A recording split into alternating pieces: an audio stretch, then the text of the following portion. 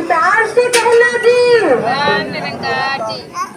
क्या संगे जी, जब बादल खुश होते हैं तो जल देते हैं, और जब पेड़ खुश होते हैं तब फल देते हैं, जब मालिक खुश होते हैं तब मेवा देते हैं, और जब सतगुरु खुश होते हैं तब सेवा देते हैं।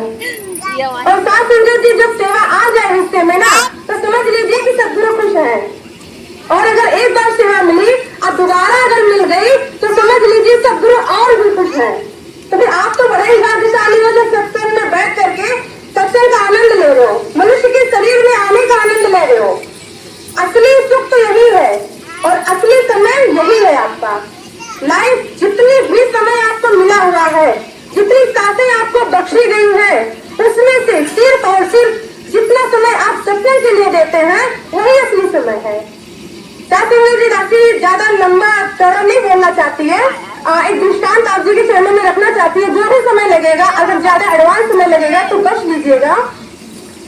जी एक व्यक्ति था जो कि बड़ा ही आलसी था। उसको काम करने का कोई मन ही नहीं करता था। काम न करने की वजह से वो हमेशा ही परेशान रहता था। उनके गांव में एक बार पंडित जी आए। जी गांव वालों ने कहा कि भैया आप इतना परेशान रहते हो, पंडित जी आए हैं, जाकर अपना हाथ दिखा लो, पूछ लो कि काहे हम इतना परेशान रहते हैं। तो जी वो व्यक्ति पंडित जी के पास गया और पूछने लगा कि पंडित जी मैं इतना परेशान क्यों रहता हूँ। तो जी पंडित जी समझ गए और वो कहने लगे कि देखो बात ऐसा है कि तुम्हारा भाग्य जो है फला पर्वत पर सो रहा है, तुम्हें उसको जगाना पड़ेगा। तुम्हारा भाग्य सो रहा है इसीलिए तुम परेशान हो। तो कहे अब वो जगेगा कैसे? जगने के लिए तो तुम्हें जाना पड़ेगा, वहां पर जाकर जगाना पड़ेगा अपने भाग्य को। तो संगत जी वो व्यक्ति घर से अपने भाग्य को जगाने के लिए पर्वत के लिए निकल पड़ा। घर से वो जाने लगा क्योंकि पर्वत दूर था। तो जाते जाते रास्ते में जंगल पड़ा और जंगल में उसको शेर मिला, क्योंकि शेर तो जंगल में रहता है।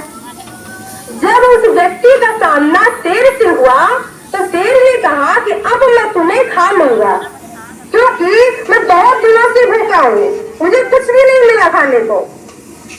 संजय जी वो व्यक्ति कहने लगा कि नहीं आप मुझे मत खाइए, मैं अपने सोए हुए भाग्य को जगाने जा रहा हूँ, और जब मैं वहाँ से वापस आऊंगा तब आप मुझे खा लीजिएगा। शेर ने कहा कि ठीक है आप अपने भाग्य को जगाने जा रहे हो, मैं आपको छोड़ सकता हूँ, लेकिन एक शर्त है। तो उस व्यक्ति ने कहा क्या शर्त है? शेर ने कहा कि आप अपने भाग्य से पूछ लेना कि मैं इतने सारे जीव जंतु को खा चुका हूँ, लेकिन मेरे पेट की जो भूख है उसकी ज्वाला शांत ही नहीं होती है, हमेशा भूख लगी ही रहती है। मेरे पेट की भूख कब शांत होगी? उस व्यक्ति ने कहा ठीक है हम अपने भाग्य से पूछ लेंगे। ये कहा करके वो व्यक्ति और आगे गया, क्योंकि पर्वत दूर था। फिर शाम हो गई। जब शाम हो गई तो रास्ते में उसको जो है, जब शाम हो गई रास्ते में रुकना था, अब वो कहाँ रुके? किसी का तो परिचय है नहीं। वहां पर चलते चलते उसको एक घर दिखाई पड़ा। वो उस घर के सामने गया और वो दरवाजा खटखटाने लगा। वहां पर जो घर का मालिक था, जब वो दरवाजा खोला तो भैया कौन हो, यहाँ क्या करने के लिए आए हो, कैसे आ गए? अब वो व्यक्ति कहने लगा भैया हमको रात रुकने दीजिए यहाँ पर, हम सुबह यहाँ से चले जाएंगे, क्योंकि यहाँ पर रुकने का और कोई अन्यत्र जगह नहीं है, एक आखिरी का घर दिखाई दे रहा है। तो उस व्यक्ति ने कहा चलो ठीक है, रात भर की बात है, रुक जाएंगे, चले जाइएगा सुबह।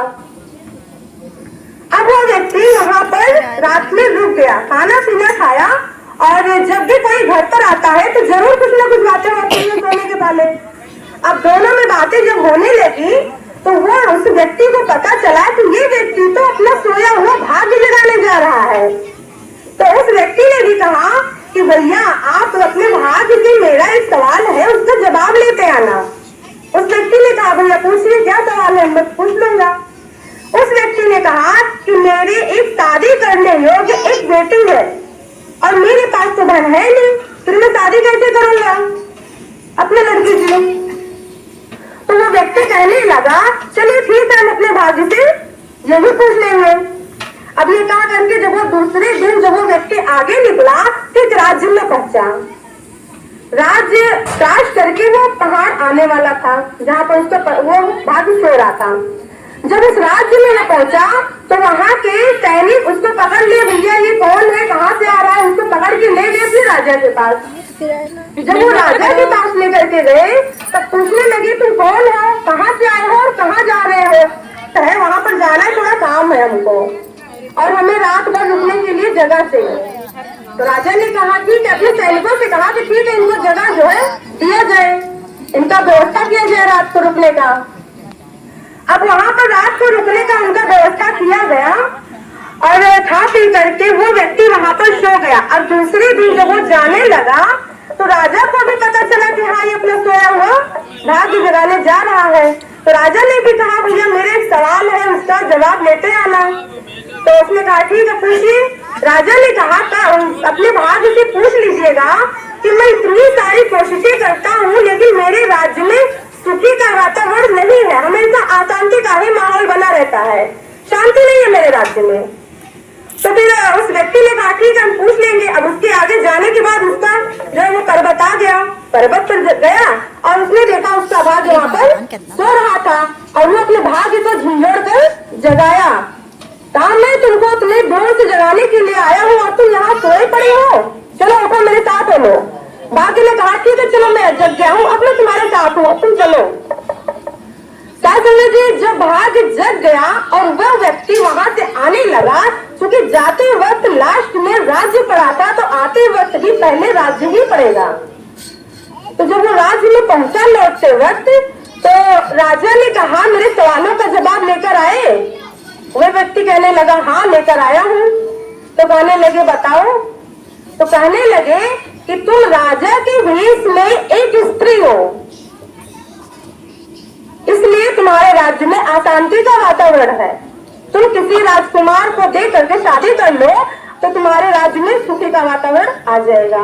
क्योंकि वो अपने माँ बाप की इकलौती संतान थी, जो राजा थे वो अपने माँ बाप की इकलौती संतान थी, लड़की थी, सच में वो लड़की थी और राजा का देश में वो रहती थी। तो जब उनसे वो बात पता चला कि हाँ ये तो सही कह रहे हैं तो कहने लगे मैं कहाँ जाऊँ लड़का ढूंढने, तुम्हें शादी कर लो और तुम्हें यहाँ के राजा बन जाओ।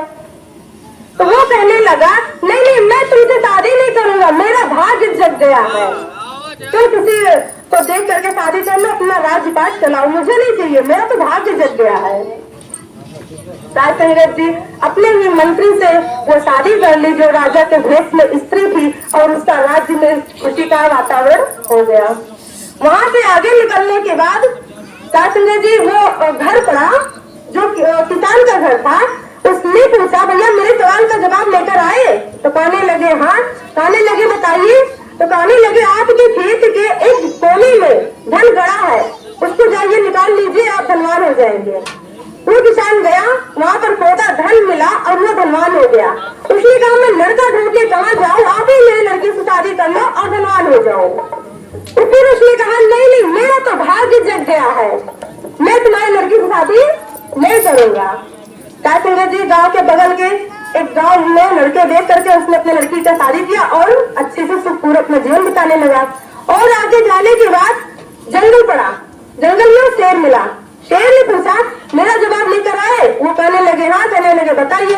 कहने लगे दुनिया में जो सबसे मूर्ख इंसान है उसी को खा लो, तुम्हारे भूख मिट जाएगी।